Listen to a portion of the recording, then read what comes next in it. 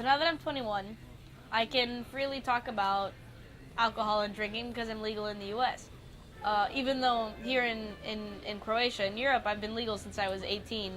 So I could literally, I mean, since I got here, I've been able to drink normally without anyone asking me anything, even though, and then I would go home and forget that I'm not legal in the U.S. And I think one time I even did this. I went to a restaurant and the waitress asked me if I wanted to look at the happy hour menu, and I forgot that I was in the U.S. and that it wasn't legal to drink, and I went right ahead and I looked and I picked one out and I want this, and she's like, all right, show me some ID, and I'm like, oh no. The funny thing is, I was in Croatia 3 days ago and I'm legal there, maybe not here anymore. But there are several differences between how people in the U.S.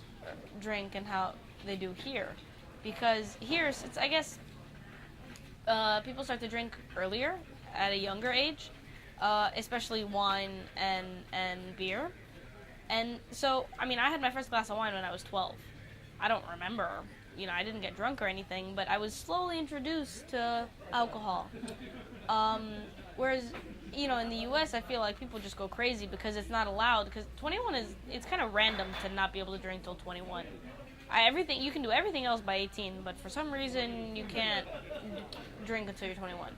So kids just go crazy and have house parties, and at these house parties somehow get their hands on ridiculous amounts of alcohol, and everyone gets piss drunk and throws up. And that's usually what parties look like in the U.S. Whereas here, it's not really anything, there's no hard liquor or anything. There's two things that Croatians drink, usually. Bambus and gemist. Bambus is a mix of red wine and Coke.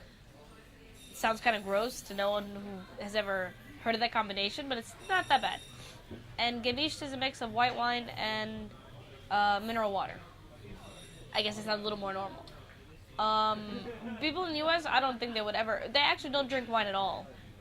Most people that I know wouldn't drink a glass of wine with lunch or anything like that, which is something that I'm used to here. Because there it's more about the drinking games. Beer pong, that's the most common, which is when you have plastic cups and you have a ping pong ball, and first you get drunk and then you're trying to get the ball into the cups, and that's why it's funny, because nobody can get it, and it's a whole game. It's actually, it's a lot of fun, except I don't like beer because I just don't like the taste of it, so I never really play. But out of that, there's so many different games. Chandelier. In a chandelier, you're literally, all of these games are based on cups and maybe a ball, and you have to bounce the ball into the cup, and then if you don't get it in before the person behind you, then you have to drink, and then they stack their cup into your cup, and then you have more cups and more drinking. Or sometimes you throw in cards, and we have games like Fuck You Pyramid. That's actually the name of the game, where you have to call somebody out on something, and if you get it right, then their answer has to be fuck you, and then you drink. There's so many different games that people in the U.S. have come up with for drinking. Here, you get some bambus, and everyone splits the costs, and you sit around in a circle in a park and drink. And that's about it.